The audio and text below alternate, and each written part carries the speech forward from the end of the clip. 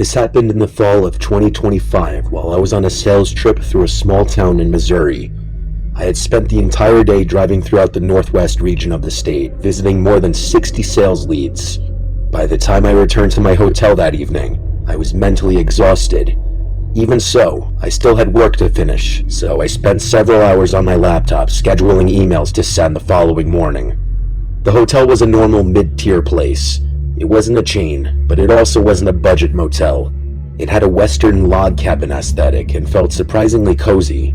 From the moment I checked in until the following morning, I never saw another guest on my floor. That detail becomes important later. I was staying on the third floor, which was also the top floor. Around 11:30 p.m., I was sitting at the desk typing away when I heard activity in the hallway.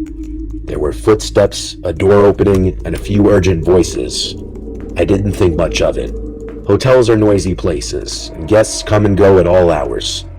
About 15 minutes later, I decided to go downstairs to buy a bottle of water from the vending machine. As soon as I stepped into the hallway, I noticed a gurney positioned halfway inside a room 3 doors down. 2 EMTs stood in the doorway, while a man who appeared to be in his 60s lay on the stretcher. I couldn't see his face, only part of his arm and torso. Assuming it was a routine medical emergency, such as a fall or illness, I chose not to stare and quietly returned to my room. 10 minutes later, I stepped back into the hallway to finally get my water. This time, the gurney was completely in the hallway. One EMT was performing aggressive chest compressions, while the other stared at a portable heart monitor. I heard the unmistakable continuous flatline tone. That was the moment I realized the man was either dying or had just died. The EMT monitoring the machine firmly instructed me to return to my room, so I did. When I stepped inside, the clock read 12:18 a.m. Even after witnessing what had happened, my mind remained restless, and I continued working for another half hour before finally climbing into bed around 12:50. Only a few minutes later, I heard what sounded like 3 soft knocks on my hotel room door. They weren't loud enough for me to be certain they were even knocks. I assumed it was the building settling or plumbing noises, so I ignored them. Less than a minute later, I heard the exact pattern again.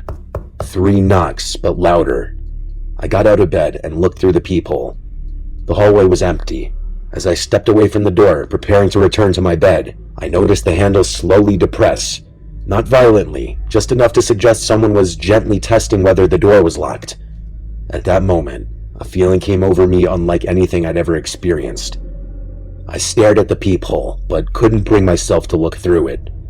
Instead, my attention shifted to the strip of light beneath the door. The light suddenly disappeared. It looked exactly as though someone or something was standing directly outside my room. The darkness remained for several seconds, then the light returned. Immediately after, I heard a faint brushing sound against the outside of the door, almost like someone slowly dragging their fingers or the side of an arm across it. Then everything went silent. Despite legally carrying a firearm while traveling, I was frozen with fear. I had never experienced such an overwhelming dread before. I turned on one of the lamps and spent the next hour sitting awake in bed watching YouTube videos, hoping to distract myself. Eventually, I heard another noise in the hallway. A door opened. It sounded like it came from the same room where the EMTs had treated the man earlier. Then I heard someone quietly muttering to themselves.